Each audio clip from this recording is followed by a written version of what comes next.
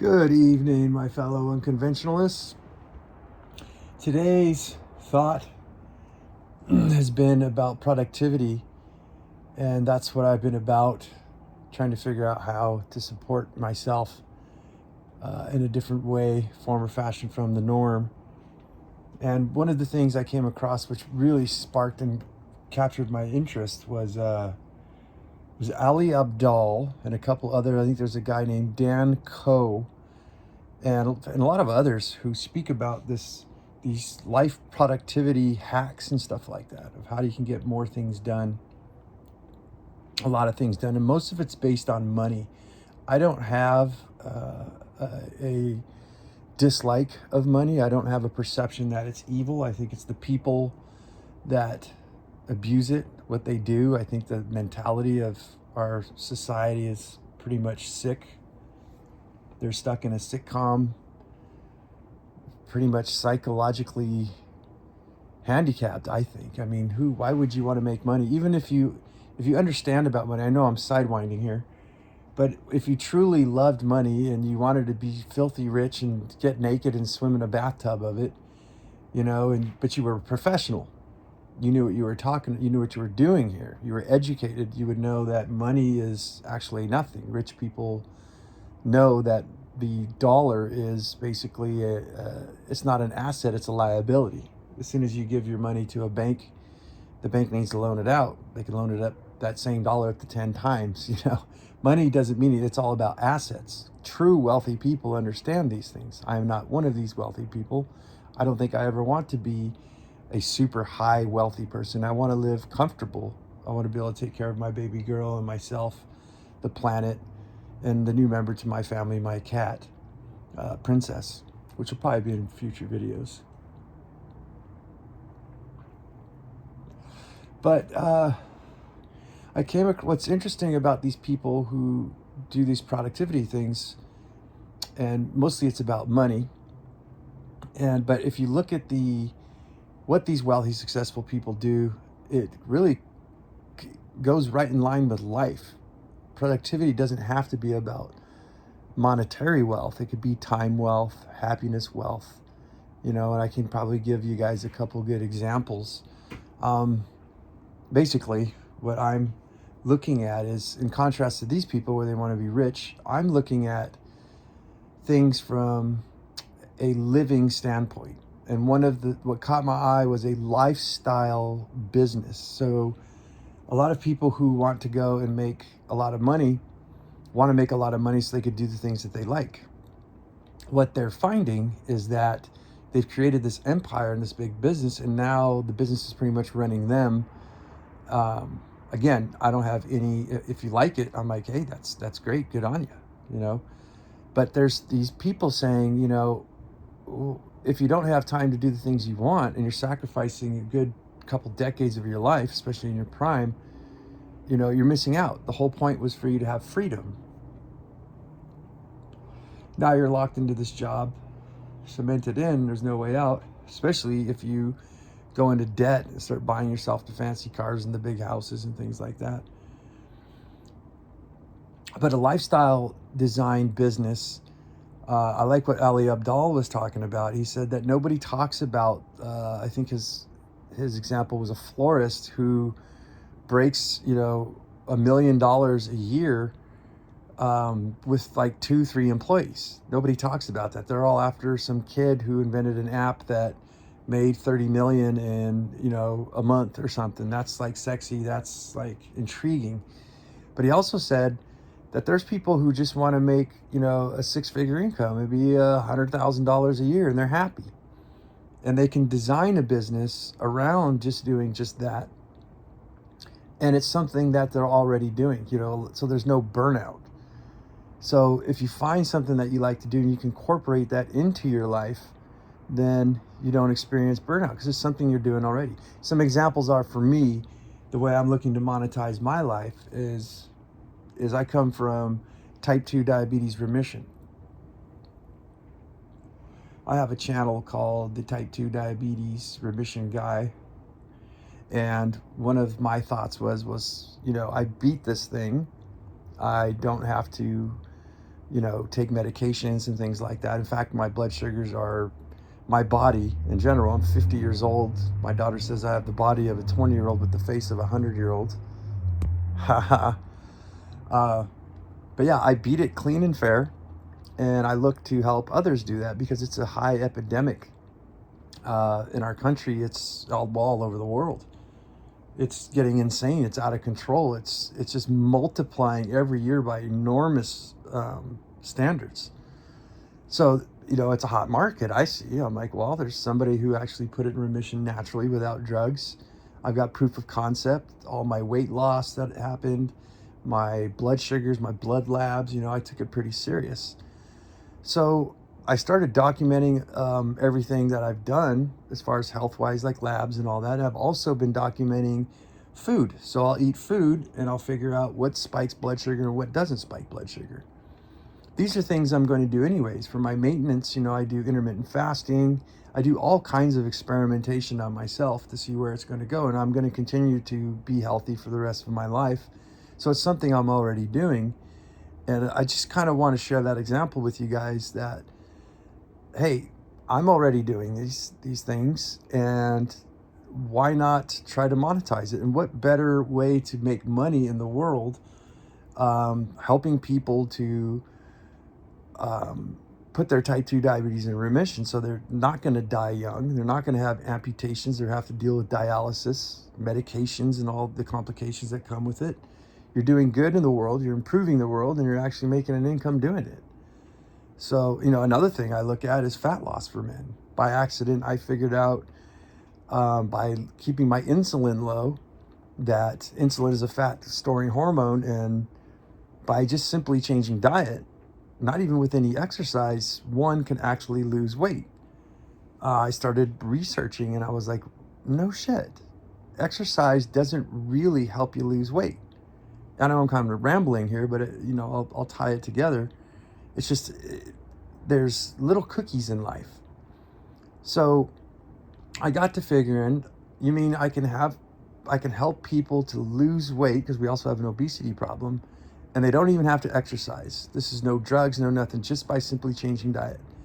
So I started with my daughter, who's overweight. She's 190 pounds. I think she's 5 foot. I don't even know. I'm 6'4". She's probably like 5'6", I would say. 18 years old, and we got her from 190 pounds down to 180. Oh no, I'm sorry, 178. I think it was in 3 weeks without any exercise. She's got bad knees from carrying the weight, also from an injury. So the idea is to get her weight down first before we start to do any kind of exercise. But without exercise, I'm seeing results. And I think that's something cool I can also do. But one big thing in the type 2 diabetes and weight loss, tying this all together, is that a lot of people refer to our ancestral, where we came from. I can't think of the word right now. It's a little late for me here. But our background. How did our ancestors live? They didn't have, lights on in the house all the time. They didn't have a McDonald's at every corner. They didn't even have a drink of water. They didn't have a cute little water bottle, a sports bottle on their side at all times. They drank water when they could, and then, they didn't die. They didn't die being half naked in the sun for centuries, thousands of years, right? Yet we have people putting sunscreen on, So the whole thing of losing weight, and also the bigger one is type 2 diabetes, is mimicking a diet, an ancestral diet. What also comes with that, and don't worry, I am tying this all together, is that movement is one of the big issues. So people get on a treadmill, they work in a 9 to 5 in an office or a factory or something, and they're trying to mimic, at least this is the thing that I'm trying, that I brought up. I don't know if any of you other content creators or people trying to help people with type 2 diabetes brought this up, but it was like, well, if you're not going to go hunt your food and you're not going to go foraging and building things and you're not getting as much movement, you should at least walk every day. Somebody came up with 10,000 steps a day. I think that's a load of shit. I I think you should just get, some good exercise. 30 minutes at minimum a day is fine. And just walking, not running. Dependent, I guess there's multiple things. If you're overweight or whatnot too, has a lot to depend on it. But as I start tying all of this together, I start looking at, regardless whether you have type 2 diabetes or an obesity problem, you probably want to grow your own food, right? That'd probably be a good thing. Especially when we got people like Billy Boy Gates with his cute little Mr. Rogers sweater on, putting his appeal coatings on everything that's supposed to be natural, right? And even down to organic foods is not safe. We all know that we're being lied to on everything, probably even the air we breathe,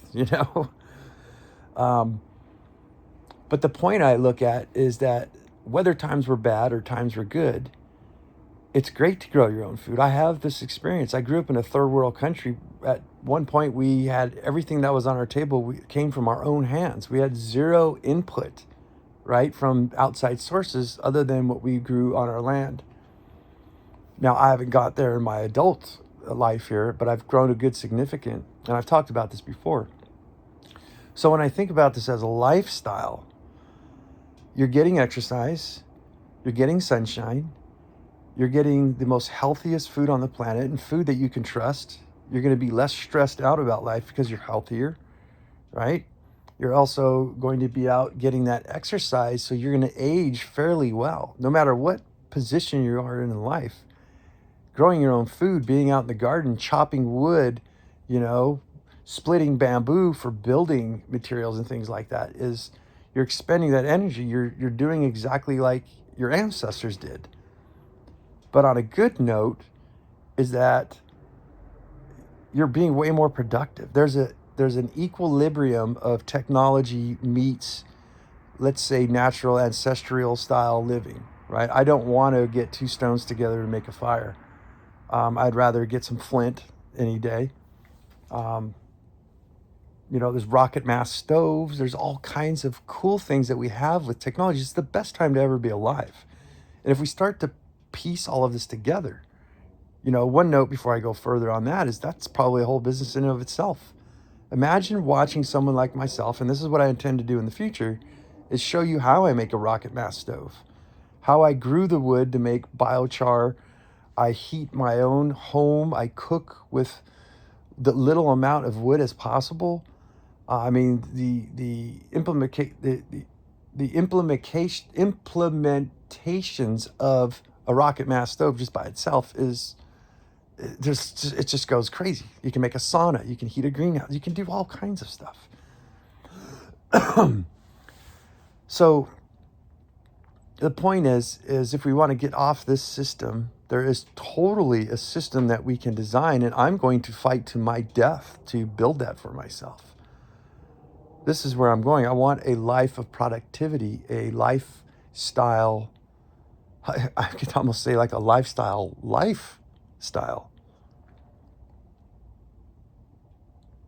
I don't know, guys. I think that we're all focusing on the wrong things. We have politics, religious differences, ideologies of what's right, who's wrong, this and that. When, I think a lot of us, it was Toby Hemingway in Permaculture, the Permaculture City. He passed away from cancer probably 5 years ago now. But one of the things that stood out for me, what he said is we all stay focused on the 10% of subject matters and matters of life that we disagree on, but ignore the 90% that we do agree on. And I thought this pretty interesting when you really think about it.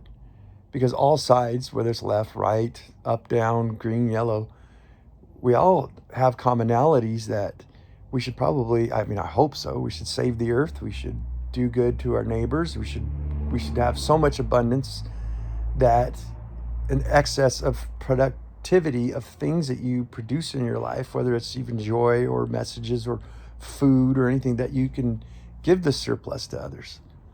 And if there was so much surplus, we would actually have peace on earth, because it would end up like, why would you want to steal? It's the other way around. Like, you have so much shit, zucchini, eggs, jerky, goodwill in your heart, right? That good information that you've been learning as you grow older, like teaching people how to put type 2 diabetes in remission or lose weight or grow your own food. You have all of these things that you can share. And all it does is multiply. It's the multiplication factor in life if we were able to secure this way of thinking and migrate away from conventional thinking. That's where ultimate freedom resides. I can almost fucking taste it. And this is what the unconventionalist is all about. It's about true freedom. And not just for yourself, but for the animals. You know, another one, Jim Merkel, I think it was a, what's the name of his fucking book? I can't remember it. I think it was called Extreme Simplicity. And he was an engineer for the government. They hired him, the Exxon Valdez spill, I think back in the 90s, if you guys recall that. It was one of the last projects he worked on. He was one of the guys they call because he was able to fix this kind of shit. And he says us engineers love these type of problems. But after that project, he just went off grid. He became an unconventionalist. I should look him up, see if he's still alive, if he's written any books. Jim Merkel, I believe.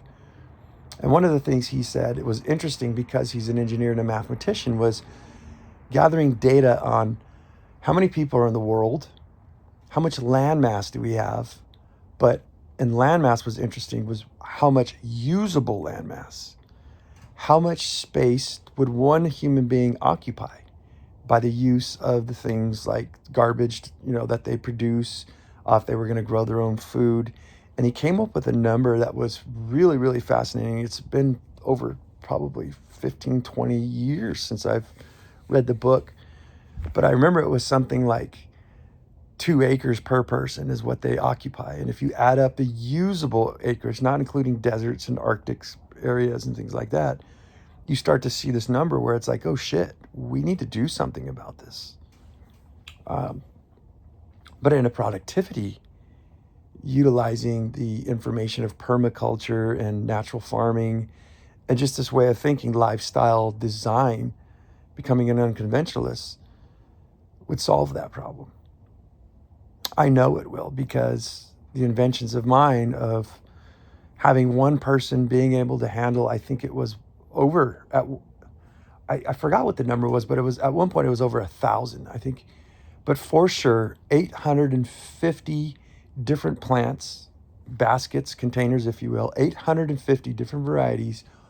I've invented a system where one person can handle that, maintain it, not plant it and harvesting's the longest part that takes of it, which is a good thing. But for 30 minutes, once a week, one day a week, someone can actually maintain a system that grows 850 plus different varieties of plants. And it's all biodegradable. In fact, the system feeds the soil, builds soil. When I went there to this farm where I set up this fucking Tesla coil looking thing, the soil was bare. It was hard pan. It was basically decomposed gravel. I had a gas-powered skid steer, and it was... I just couldn't flatten out the area anymore. By the time I got done with this area, I think it was in a 4-year period, I had in some places up to 8 inches of chocolate-rich soil. So not only are you producing this food in abundance, but you're also repairing. If any of you are familiar with a chicken tractor, mine was called a soil tractor. It just happened a lot slower. But in that area that you grow your own food, you were literally building soil. My estimates are in about probably 10 years, you probably have at least a foot of chocolate-rich, nutrient-rich soil that you built. Oh my God, I need to show you guys. It's going to come on The Unconventionalist soon. It's phenomenal. I'm not talking all this shit trying to be big-headed because I invented it. I think it was a gift given to me. It's not even myself. I don't even know how I can possibly engineer something like that on my own. I have some ideas that nature gave it to me, the trees and the plants and what have you, helped me to develop this, put the ideas in my mind. But what I want to leave you guys with this is that we don't have to be stuck in the shit sandwich that we're the shit burger. We don't have to. There's ingenuity, there are things, and this is what I hope to accumulate. I hope to get 50 subscribers so I can go live, maintain 50. After that, I don't give a fuck. It could be 51, 52 for the rest of my life. I just want to go live and be able to talk about these things and share ideas and multiply with you guys. So guys, I'm going to end with, this is the best time to ever be fucking alive. We don't have time for diddle daddle, piddle paddle, drama rama, pain train caboose bullshit. It's time to start inventing. It's time to start waking the fuck up and looking at the greatness in fucking life. And I intend to fucking build it. I intend to take this as fucking far as I can. Damn, I'm fucking pumped. My voice is going out from filming all day, but guys, help me get to 50 subscribers. Let's talk about this shit. Unconventionalist.